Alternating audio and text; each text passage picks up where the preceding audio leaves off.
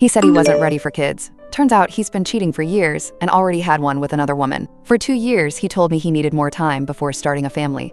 I believed him, supported him. Until one night, I saw a toddler on his sister's Instagram tagged with his name. That's when everything unraveled. The late nights, the strange charges, the work trips. I tracked down the truth. And the mother. And what I did next. Well, he'll never forget it. I still can't believe I'm actually writing this. I've started and deleted this story 3 times already, because every version of it sounds too unreal, too humiliating to be true. My name's Lauren. I'm 30, work in nonprofit development. Yes, the fundraising emails you ignore. Hi, that's me. And I've been with my boyfriend Caleb for nearly 4 years. Or at least I thought I had. We lived together, shared a dog, talked about marriage. But the one thing we didn't have was a baby because, according to Caleb, he wasn't ready. Then one day I ran into the photo that changed everything.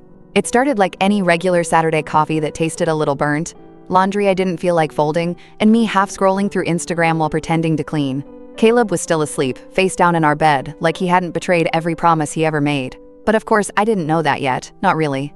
What I did know was that I needed a break from looking at friends' baby showers and wedding rings. Everyone seemed to be moving forward while we weren't. Caleb and I had been together since I was 26. At first, things were so easy, like movie montage easy. He made me laugh, cooked decent stir-fry, remembered little things like my favorite candle scent, and how I take my iced coffee. We moved in together at the 2-year mark, and I thought for sure we were heading toward marriage and kids. I was ready. I'd been ready. But every time I brought up the baby topic, Caleb got weird, defensive. He'd say things like, I want to give our kid the best, not just scrape by, or what if we're not there yet? And honestly, I bought it. I figured he was just being cautious, maybe even respectful of the responsibility, so I waited. Until that stupid photo.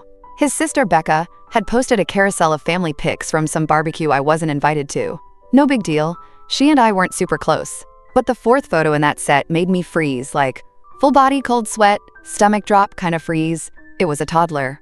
A little boy, maybe 2 years old, sitting on Becca's lap. Blonde curls, a mischievous grin, Caleb's grin, and the same deep-set dimples that only appeared when Caleb laughed with his whole face. My throat actually tightened when I read the caption, "Family is everything. Love my little nephew, Jalen." I clicked on the photo, zoomed in.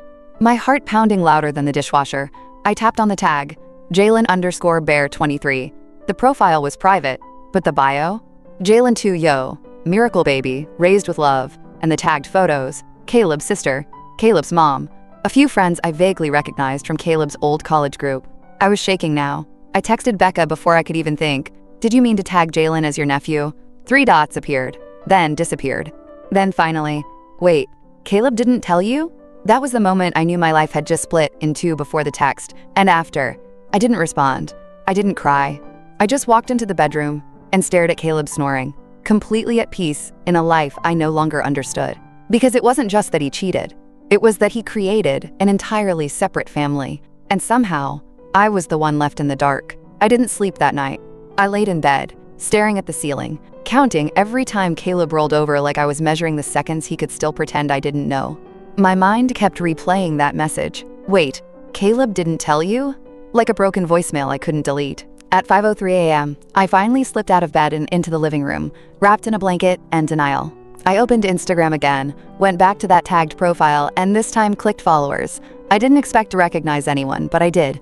Vanessa G. My stomach flipped. Vanessa wasn't a stranger. She was someone I had met, once, briefly. A girl Caleb had casually mentioned, knowing from years ago. She'd stopped by our apartment last year to drop off a package Caleb had apparently left at her office, some random excuse that felt innocent at the time. I remember she had a soft voice and perfect skin, and she smiled at me in that overly sweet way women do when they want to size you up without looking mean. She told me I had a cozy apartment. Now I realized it probably looked familiar to her.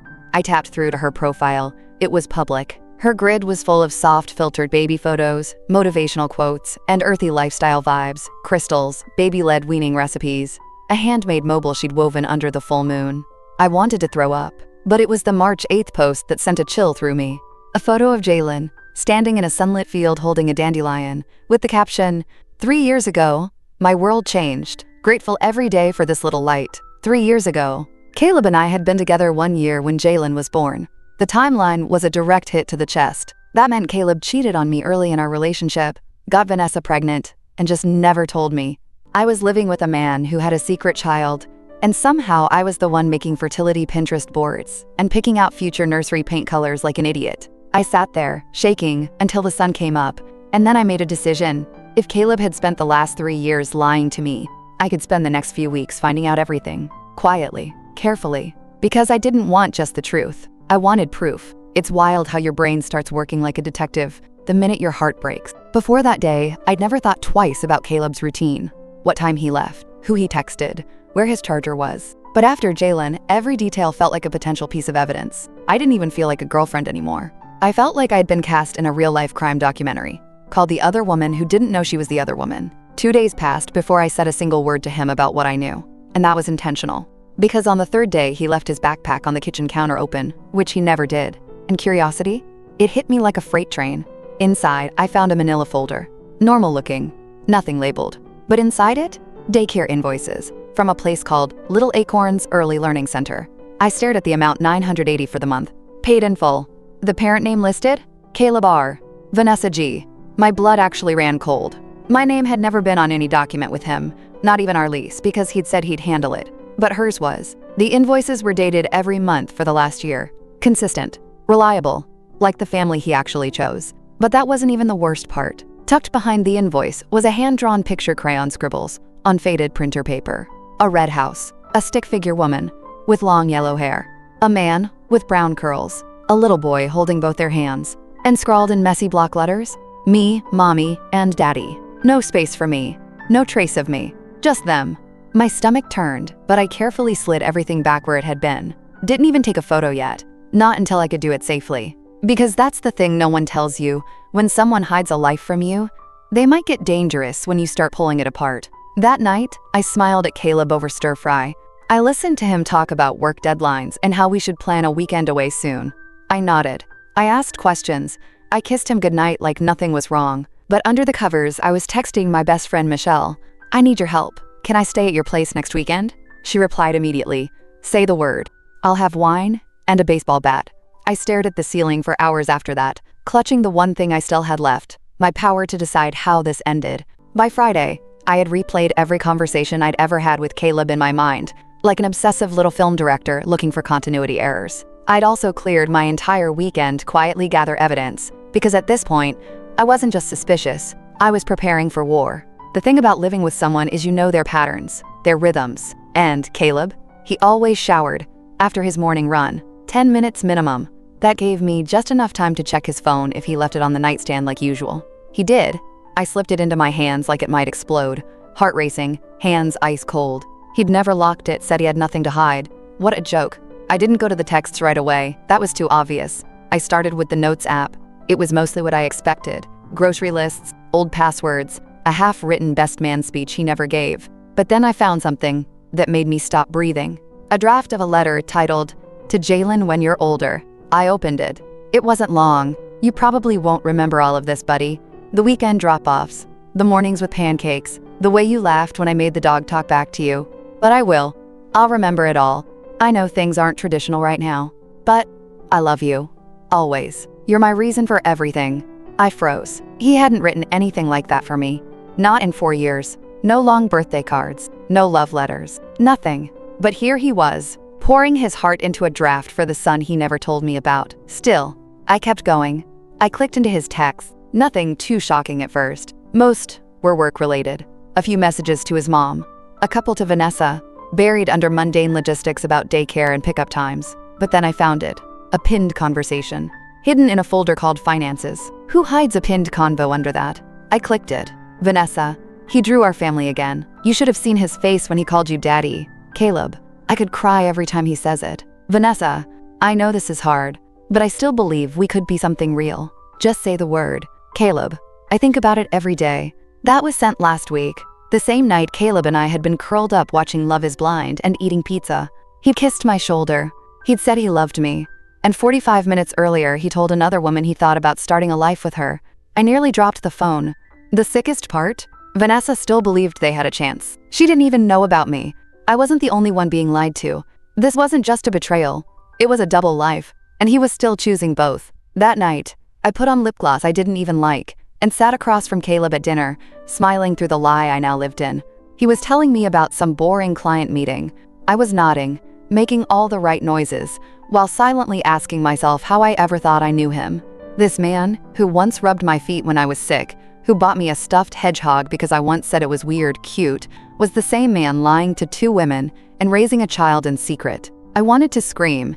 Instead, I said, "You know what? We should go away for the weekend." His eyes lit up. "Seriously?" "Yeah," I said, smiling too hard. "We've both been stressed. Let's just disconnect. Maybe go to that cabin near the lake?" It was real.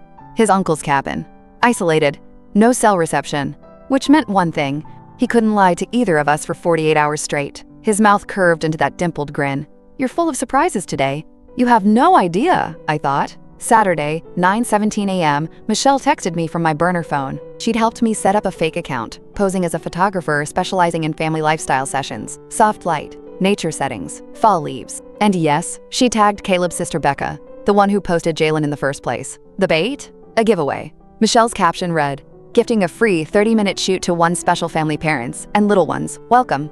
Nominate someone deserving below." We both watched the comments roll in from our phones, giddy and horrified. Becca commented first, then Vanessa. "Vanessa, nominate Caleb R. for the incredible dad he is to our sweet boy checkmate." She even included a heartwarming anecdote about how Jalen always waits by the door when Caleb's running late, holding a toy dinosaur and asking, "Where's Daddy?" Michelle texted me, and I thought rom-coms were dramatic. I didn't respond. I couldn't. I was shaking. Because now I had proof in public, with timestamps, comments, and clear declarations of the truth Caleb had spent years hiding. I scrolled back to his conversation with Vanessa and reread the line. "I think about it every day." Well, good, because now he'd get to live it. Every day. At Sunday morning, we were already at the cabin. We made pancakes, we played cards, we watched old movies. I asked him about kids again just to see what he'd say. He groaned playfully. "Still not ready, Lore." "You know that." I nodded. "Right, of course." Then I said, "You think we'll ever get there?"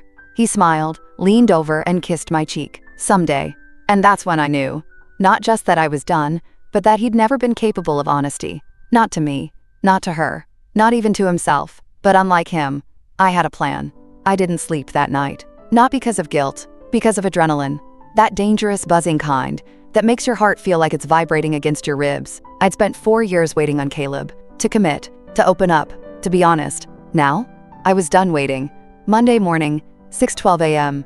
He was still asleep when I sent the email. Subject line, "Family photography giveaway confirmation consent." I sent it to Caleb's work email and CC'd the one I'd found for Vanessa, the same one tied to Jalen's daycare records. The body of the email was simple, professional, crafted by Michelle, and reviewed twice by me. "Hi Caleb and Vanessa. We're so excited to include you in this season's family photo giveaway. Please reply to confirm your availability for this Saturday at 10 a.m. at Hollow Creek Park. Reminder, this session will include shots of the parents and child, so please arrive dressed comfortably and be ready for light walking. With your permission, we'd also love to feature 12 photos on our website and Instagram for future clients. Let us know if you're comfortable with that. Thanks again, and congrats! Your family story is beautiful, and we're honored to capture it. Marla Quiet Pine Photography." It was all fake, of course. No photo shoot. No real photographer. Just a trap. Now I waited. By 9 a.m., Vanessa had replied, "This is amazing. Thank you so much. Caleb and I are thrilled. He's with me this weekend, so it's perfect." My breath caught. He's with me this weekend. But he'd just told me he was working overtime. It wasn't even creative anymore. He was reusing excuses like recycled lies. Monday, 6:07 p.m. Caleb got home late, claimed traffic. He kissed my forehead like nothing had happened. "Still up for that cabin trip next month?" he asked, smiling. I could use more weekends like that. "Definitely," I said, holding back the bile. "Oh, by the way, I got an email you might have accidentally forwarded to me." He blinked. "Huh?" I handed him my iPad. Opened the email chain. He took it. Read it once, twice. His face lost color like someone had pulled the life out of him. "Lauren," his voice cracked. I can explain." "Oh, I'm sure you can."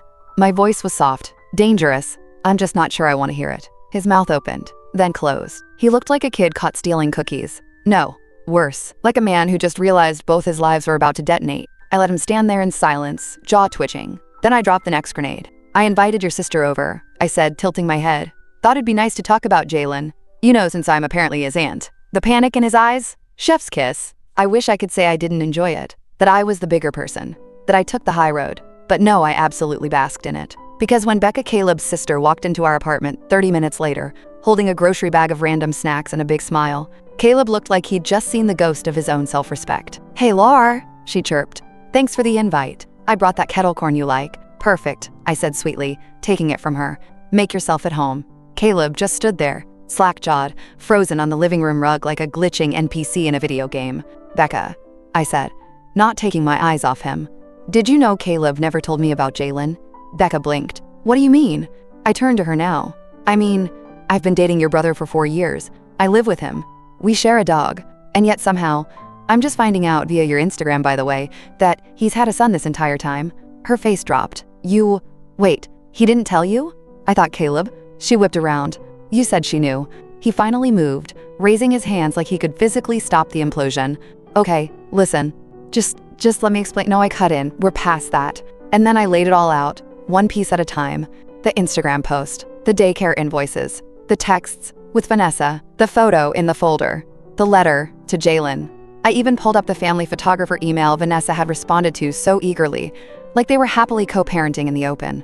Every word was another chisel to Caleb's carefully constructed second life. Becca sat down, stunned. "So, you were keeping both relationships going? Like, simultaneously?" He looked down, jaw clenched. "It wasn't like that." "Then, what was it like, Caleb?" I snapped. "Was I just your emotional support girlfriend while you played house on weekends with your real family?" He flinched. I didn't stop. "Do you even realize how sick it is that you let me cry over not having kids while you were out celebrating your son's birthday with another woman?" Nothing. Not even denial. Just the slow collapse of a man realizing the walls were closing in from every direction. Becca stood up. "I can't believe this. I've been calling Lauren your future wife. I thought you were just keeping things quiet for Jalen's sake, but God, you lied to everyone." Caleb tried to reach for my hand. I stepped back like it burned. "You don't get to touch me," I said. "Not anymore." And then I delivered the final blow. "I'll be out by Sunday.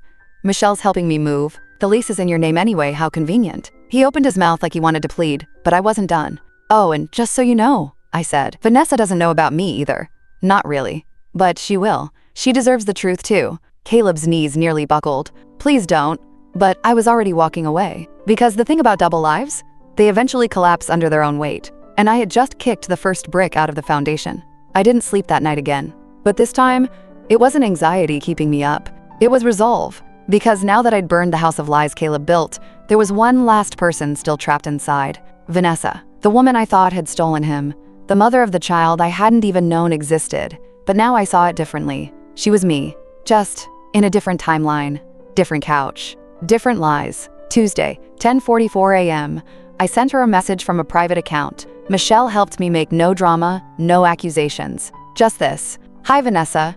I'm reaching out because I think we've both been lied to by the same man. If you're willing to talk, I'm happy to meet somewhere public and safe. No drama, no shouting, just the truth." She responded in less than 10 minutes. "You're the girlfriend, aren't you?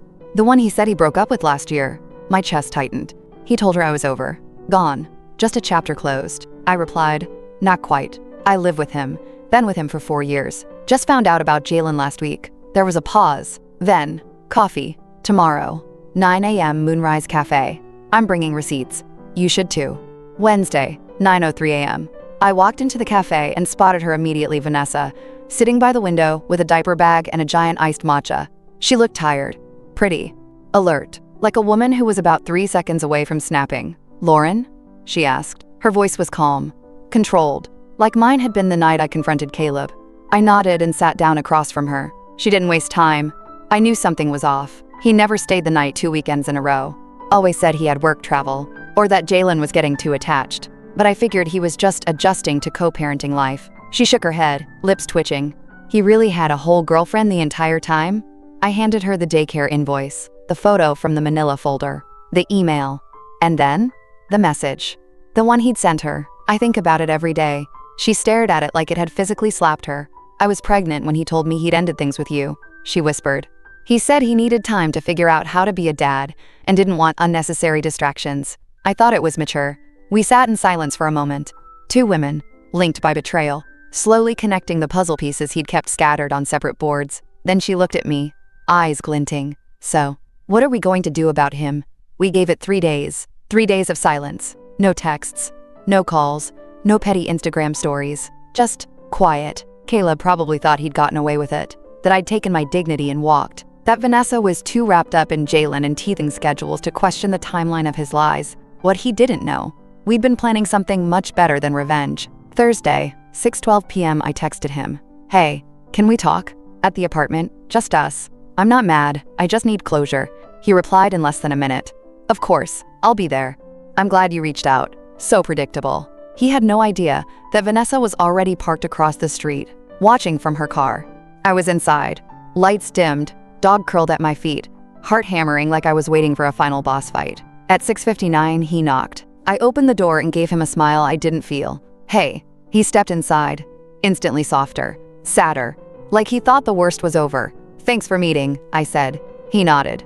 I've been hoping we could talk. I've been a mess thinking about everything I did. What I ruined. He actually had the nerve to look emotional. Eyes glistening, voice cracking. Oscar-worthy. That's when I said, there's someone else who deserves to be here too. His face twisted. Lauren, please don't turn this into a scene. I tilted my head. Oh, it's not a scene. It's a truth session. And then I opened the door again. Vanessa walked in like a force of nature. Cool, calm, not a trace of rage, just cold, focused devastation. She looked him dead in the eye. Hey Caleb, she said. Or should I call you by the name you used on our family insurance forms? His whole body sagged like the floor gave out beneath him. Vanessa, he choked. I didn't know You didn't know I'd what? She snapped. Meet the woman you've been lying to for 4 years while playing house with me and our son? The word son hung in the air like a hammer about to drop.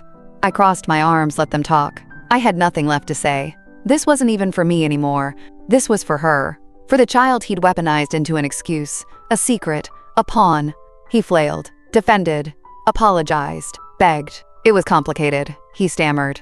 I was trying to protect you both. From what? Vanessa cut in. Each other? You weren't protecting us. You were protecting yourself. Your double life. Your ego. He turned to me, desperate now. Lore, please. You know me. This wasn't... I never meant I stepped forward. You meant it every day. You looked me in the eye and lied. You meant it every time you kissed me while texting her. Every time I cried about wanting kids and you said, not yet. I shook my head, disgusted. You meant every second of it. And then I gave him the final blow. We're done. And you're on your own. Vanessa nodded. And I'm filing for full custody, starting tomorrow. The silence that followed was thick, choking, delicious. He opened his mouth, probably to beg again. But we were already walking away. Walking out of that apartment felt like walking out of a bad dream. I didn't cry. I didn't scream. I didn't look back. Vanessa and I said nothing to each other as we stepped onto the sidewalk. Just stood there in the cool dusk air, both of us quiet, steady, free. For the first time in years, I wasn't wondering where Caleb was. I wasn't checking his tone, his mood, his phone, his eyes for the truth. I already had it, all of it. The next day, Vanessa filed the paperwork. She kept her promise. Full custody petition, citing deception and emotional negligence. She had screenshots, timelines, daycare invoices. I gave her everything. Every document I'd collected. Because Caleb may have created this mess, but we were going to end it. She sent me a photo of the signed paperwork later that afternoon.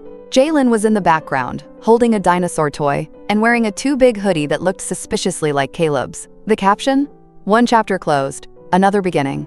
I smiled. As for me, I moved out the following Sunday. Michelle showed up with donuts, iced coffee, and 3 rolls of bubble wrap. We packed everything I owned in 5 hours flat while blasting Beyoncé and screaming the lyrics to Irreplaceable. To the left, she shouted, shoving a box toward the door. Even our dog seemed lighter, happier, like the whole apartment had been holding its breath until now. I left the keys on the counter, didn't leave a note. He didn't deserve my closure. Vanessa and I stayed in touch, not just out of shared trauma, but because we actually liked each other. Weird, right? Turns out when you strip away the lies, we were just 2 smart, driven, funny women trying to build decent lives for ourselves, and a little boy who didn't ask for any of this. We text, we vent, we trade memes about trash men and share baby milestones. Jalen just said Brontosaurus for the first time, and she sent me the cutest voice note. I saved them, all of them, because maybe I wasn't his stepmom, but I loved that boy the second I saw his crayon drawing, and I still do.